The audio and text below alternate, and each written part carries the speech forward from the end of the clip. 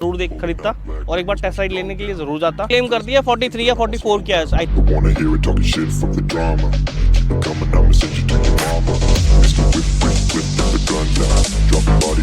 Hello दोस्तों, आपसे क्या स्वागत है हमारे यूट्यूब चैनल सफर साहब के नए सफ़र के अंदर। हाँ जी, हमारा सफ़र यहाँ तक आ गया है क्योंकि हमने चला दिया टीवीएस रॉनिन को 2000 किलोमीटर। तो हमने सोचा एक रिव्यू बनाना बहुत ज़रूरी है। एक ओनरशिप रिव्यू है एक, जो कि हमने 10,000 किलोमीटर रॉनिन चला दिया है। तो क्या अच्छा लगा, क्या बुरा लगा, आपको लेनी चाहिए कि नहीं लेनी चाहिए, ये सब बातें इस पूरे व्लॉग में होने वाली है हमारे। तो चलो शुरू कर। तो गाइस, अगर 10,000 किलोमीटर के ओवरव्यू रिव्यू की बात करी जाए तो सबसे पहले बात आती है परफॉर्मेंस की, कि बाइक ने कैसा परफॉर्म किया। अच्छा, ऐसा नहीं है कि मैंने 10,000 किलोमीटर में इसको सिर्फ हाईवेज़ पे ही चलाया है या सिर्फ ऑफ रोडिंग की, ऐसा नहीं है। मैंने इसको हर जगह मैंने इस पर 3 राइडें की हैं, जो कि माउंटेन राइड्स थी। ऑफ रोड भी किया है इस पर अच्छा खासा, लोकल राइड भी करता हूँ मैं सिटी में भी और स्ट्रीट्स पे भी। तो ऑल ओवर मेरे को काफ़ी अच्छी परफॉर्मेंस लगी। लो एंड टॉक बहुत अच्छा है इसका, नो डाउट यार। और अगर हम ऑफ रोडिंग की बात करें तो ऑफ रोडिंग में भाई एक पंच मिलता है इसमें। ऐसा नहीं है कि आपको लगता है कि लैक ऑफ पावर कहीं आ रही है इस चीज़ को लेके, है ना। और हैंडलिंग की बात करी जाए, जब आप टर्न लेते हो या लीन कर रहे हो आप, तो हैंडलिंग बहुत अच्छी है इसकी, बहुत नो डाउट। मेरे को बहुत बढ़िया लगी इसकी हैंडलिंग के बारे में। यही सब चीज़ें हैं। और हाईवेज़ पे, हाँ, हाईवेज़ पे इसकी स्पीड जो है, टॉप स्पीड अगर देखी जाए तो 125 एक टॉप स्पीड जाती है। 125 मतलब कहते तो बहुत सारी हैं, मगर मेरे को अभी 125 मैं बिना स्ट्रगल के लेके गया हूँ। और मैं क्रूज़ जब करता हूँ तो 110 तक क्रूज़ कर लेता हूँ इस पर आराम से, कि कंटिन्यूस में चला सकूँ काफ़ी लंबे समय तक। तो ये मेरा परफॉर्मेंस के अंदर रहा है थोड़ा सा, जो भी मेरे को लगा। अगर हम सेकंड पॉइंट नोट करें तो वो आता है कंफर्ट का, कि कंफर्ट क्या है। हाँ जी, कंफर्ट इसका बहुत सही लगा मुझे, क्योंकि जब मैं इसको लॉन्ग राइड्स पे लेके जा रहा हूँ, चाहे मैं लेके गया हूँ, मेरी एज समझ लो 25 की मेरी एज है, तो मुझे इतना नहीं लगता है कि डिस्कम्फर्ट हो रहा होगा। बट मेरे फादर जो है 46 के हैं, तो भाई वो इसको अभी लखनऊ लेके गए थे, तो उन लोगों का रिएक्शन भाई मतलब ऐसे था कि वाह क्या चीज़ दी है तूने, क्योंकि वो GT भी लेके गए 1-2 बार, मगर उनको इसका कंफर्ट बहुत सा लगा। और मैं भी लॉन्ग राइड करके आया हूँ, तो मुझे ऐसा नहीं लगता है कि मुझे एक एक्स्ट्रा सीट लगानी पड़ेगी इस पर, या वो जेल सीट आती है ना, ये जेल सीट या एयर सीट लगानी पड़ेगी। नहीं, स्टॉक सीट बहुत कंफर्टेबल है, और जो पोजीशन बनती है हमारी उसके हिसाब से बहुत कंफर्ट देती है। गियर शिफ्टिंग बहुत स्मूथ है इसके अंदर। अब तीसरा पॉइंट मुझे ये लगा, रिलायबिलिटी कितनी है यार इसकी। अब रिलायबिलिटी के अंदर हम यार 2-3 पॉइंट कवर कर सकते हैं इस चीज़ को लेके, कि इसकी सर्विस कॉस्ट कैसी है, सर्विसिंग कैसी है इसकी, कोई पार्ट ख़राब हुआ कि नहीं हुआ। तो देखो भाई, 10,000 किलोमीटर के अंदर अभी मैंने कोई मेजर सर्विस नहीं कराई इसके अंदर सिर्फ 2 सर्विस हुई हैं, थर्ड ये अब होने जाएगी, जो अब होगी 10,000 किलोमीटर पे। इसमें एक ही प्रॉब्लम आया रिलायबिलिटी की अगर बात करते हैं तो, एक गियर सेंसर का इशू है यार, वो मैं करा चुका हूँ चेंज, उसको दोबारा कराना है। और ये मैन्युफैक्चरिंग डिफेक्ट है। बहुत सारे रॉनिन ओनर से मेरी बात हुई है, तो उन्होंने बताया ये मैन्युफैक्चरिंग डिफेक्ट है, उनकी बाइक में भी हुआ। मेरे में थोड़ा लेट इशू आ रहा है, मगर बाकी लोगों के में 1 साल मतलब 3 महीने या 4 महीने के अंदर ही आ गया था। तो रिलायबिलिटी की बात तो इतनी ही है मेरे हिसाब से। अब ये जो हमारा हाथी है, अब नाम तो अभी तक इसको कुछ दिया नहीं है, मगर इस हाथी की अगर माइलेज देखी जाए तो माइलेज कंपनी क्लेम करती है 43 या 44 की है आई थिंक, जितना मुझे याद है। और बट मुझे इसने अभी तक मुझे 35 से लेके 39 के बीच का एवरेज दिया होगा यार। 40 मान लेते हैं, ऑल ओवर 40 मान लेते हैं, तो 35 से 40 का एवरेज दे रही है, जो 35 मुझे सिटी में दे देती है और 40 मेरे हाईवे पे दे देती है। तो इतना ही है भाई फ्यूल के और माइलेज के बारे में। आप अगर देखना चाहते हो, अगर आप लेने की सोच रहे हो, तो 35 से 40 का एवरेज देती है कंपनी, कुछ भी क्लेम करे, मगर ये देती इतना ही है।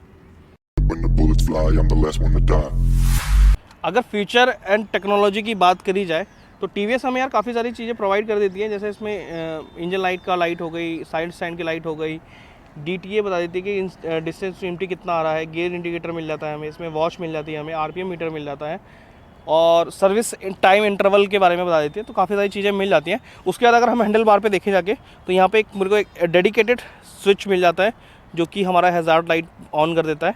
और एक आपको यहाँ पे मोड का बटन मिल जाता है, जिससे आपको मोड चेंज करने की, अब जैसे आप यहाँ देख सकते हो, यहाँ पे आ रहा है, यहाँ पे 2 मोड मिल जाते हैं हमें, अर्बन एंड रेन। तो ये दोनों मोड मिल जाते हैं। टेक्नोलॉजी के मामले में मुझे अच्छा लगा, डिसेंट है, क्योंकि मेरे पास छोटी बाइक्स भी हैं और इस प्राइस सेगमेंट में बहुत सारी बाइक्स आती हैं जो इतना कुछ नहीं दे रही हैं। तो भैया बिल्ड क्वालिटी की बात करते हैं, तो हमारा जो टैंक है वो मेटल का दिया हुआ है। साइड फेयरिंग जो है, साइड जो काउल कुछ भी कह लो, साइड फेयरिंग कह लेते हैं, ये 3 लेयर में है। एक प्लास्टिक की शीट है, फिर मेटल शीट है, फिर एक फाइबर का शीट है सबसे ऊपर। तो वो चीज़ है। फेंडर इसका ABS प्लास्टिक का है, आगे का मडगार्ड भी प्लास्टिक का है। क्लच एंड लीवर्स ये बहुत अच्छे हैं, बिल्ड क्वालिटी बहुत अच्छी लगी मुझे। सबसे बढ़िया मुझे इसका लगा है मिरर। बिल्ड क्वालिटी के अंदर बात करी जाए तो मिरर की क्वालिटी बहुत अच्छी है, नहीं तो मेरे को आफ्टर मार्केट लगाने पड़ते हैं। और जो मार्केट से, जो कंपनी से लग के आते हैं, कईयों की बाइकों में मैंने देखा है भाई वो पेचकस से कसते ही रहते हैं कि भाई इसका ये टेढ़ा हो गया, वो टेढ़ा हो गया। ये अभी तक इंटैक्ट है, वैसे ही का वैसे ही है। पेंट कहीं से चिप ऑफ नहीं हुआ कहीं से अभी तक। टायर क्वालिटी बहुत अच्छी है भाई साहब, 10,000 किलोमीटर चल चुके हैं तो अभी तक नहीं इतने ज़्यादा वेयर एंड टेढ़ा हुआ। एग्जॉस्ट सब चीज़ मुझे बढ़िया लगी, पेंट क्वालिटी। बस मुझे एक चीज़ लगी, जो बेंड पाइप है हमारा एग्जॉस्ट का, वो रस्ट थोड़ा जल्दी खा गया। तो पता नहीं मेरी बाइक के साथ है कि नहीं है, मगर ये वाला जो इशू है वो है। बाकी ऑल ओवर बिल्ड क्वालिटी बहुत स्ट्रॉन्ग है, बहुत लुकिंग में भी अच्छी है और मटेरियल भी अच्छे हैं। तो बिल्ड क्वालिटी के मामले में 10 में से 8 हम इसको, क्योंकि बस बेंड पाइप पे रस्टिंग है थोड़ी सी। भैया एक सबसे बड़ा क्वेश्चन आता है कि अगर आप बाइक ओन करते हुए वाली आप सोच रहे हो खरीदने की, तो ओनरशिप कॉस्ट कितना आता है इसका।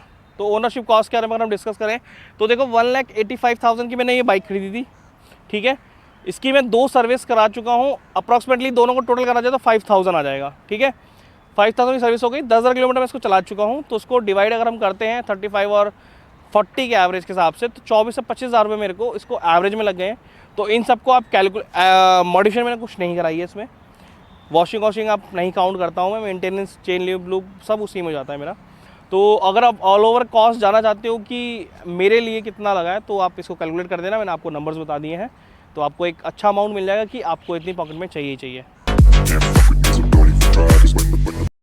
अगर मेरे पर्सनल एक्सपीरियंस की बात करी जाए कि यार मेरे को कैसी बाइक लगी, मेरा क्या एक्सपीरियंस था जब मैंने इस बाइक को पहली बार लिया, तो देखो भाई मेरे अंदर भी बहुत डर था कि ये एक बाइक कैसी निकलेगी।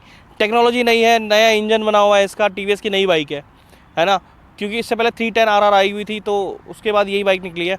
तो मेरे को थोड़ा सा डर यार कि सर्विस कैसे होगी, ट्रीट कैसे किया जाएगा, सर्विस सेंटर के चक्कर तो नहीं लगाने पड़ेंगे बार बार। मगर गॉड ग्रेस मुझे सर्विस सेंटर के चक्कर नहीं लगाने पड़े। मैं आज तक सिर्फ सर्विस कराने के लिए सर्विस सेंटर गया, और लुक वाइज मेरे को बहुत अटेंशन मिलती है पहाड़ों के अंदर भी।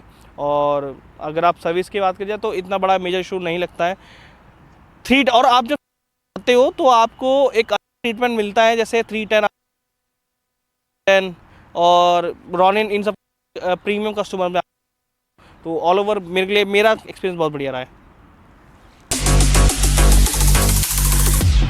तो मेरे फ्यूचर प्लान्स इस बाइक के साथ ऐसे हैं कि यार मैं चाहता हूँ कि रॉनिन को जैसे हम डिस्कवर को लद्दाख लेके गए थे ना, ऐसी इस बाइक को भी हम उमलिंगला और लद्दाख कर आके लेके आए। तो मेरा ये है कि इस पर मैं सैडल से, टॉप रैक हो गया, आगे की विंडशील्ड हो गई, थोड़ा लाइट्स लगा दें। तो ये चीज़ें हैं मेरी मॉडिफिकेशन करने की, कि मैं इसको टूरर टाइप की तरह बनाऊँ और इसको और भी ट्रिप्स में ले जाना चाहूँगा मैं। तो यही वाले मेरे फ्यूचर प्लान्स। अब ऑडियंस जो मेरे को देख रही है अभी तक, जिन्होंने अभी तक यहाँ तक देख लिया है, तो वो कह रहे हैं भैया सब बकवास कर लिया, अब कंक्लूजन पे तो आओ कि कंक्लूजन क्या है मेरा इस वीडियो के लिए, कि आपको ये बाइक खरीदनी चाहिए कि नहीं खरीदनी चाहिए। देखो भाई, अगर मैं नया कस्टमर होता इस बाइक के लिए, तो अगर मैं ऐसी वीडियोज़ देखता तो ज़रूर खरीदता और एक बार टेस्ट राइड लेने के लिए ज़रूर जाता कि क्या मज़ा है इस बाइक के लिए। क्योंकि देखो पहाड़ों में इसने मुझे बहुत संतुष्ट किया, स्ट्रीट में भी अच्छा करती है, लुक वाइज बहुत अच्छी है। क्योंकि काफ़ी सारे अदर बाइक्स के ओनर्स जो हैं वो इस बाइक को देख के पागल हो गए हैं तो यही चीज़ें हैं। अगर मेरी राय लेना चाहते हो अगर आप, तो आप इस बाइक को ज़रूर लो। छोटी गेयर सेंसर का इशू है और एक बेंड पाइप पर रस्टिंग का जो प्रॉब्लम है वो थोड़ा बहुत हो सकता है, बाकी सब नॉर्मल है, सब बढ़िया कंडीशन में चल रहा है। और ब्रेक पैड अभी तक मैंने चेंज नहीं कराया है, टायर मैंने अभी तक चेंज नहीं कराया, स्टॉक टायर चल रहा है, तो ये भी बहुत लंबा चलेगा। तो कंक्लूजन मेरा यही रहेगा कि आपको ये बाइक खरीदनी चाहिए और ये बाइक बहुत बढ़िया निकली है। और अगर जो चीज़ें मैंने बताई हैं और आपको लगता है कि ये चीज़ मेरी लाइफ में मैच कर रही हैं, तो वो लोग तो जल्दी जाके बुकिंग करके आओ, अभी जाके बुकिंग करके आना, ठीक है। और अगर आपको हमारी ये वीडियो अच्छी लगी हो तो लाइक करना, शेयर करना, सब्सक्राइब करना बिल्कुल मत भूलना। टिल देन, तब तक हम एक नई वीडियो के साथ मिलते हैं।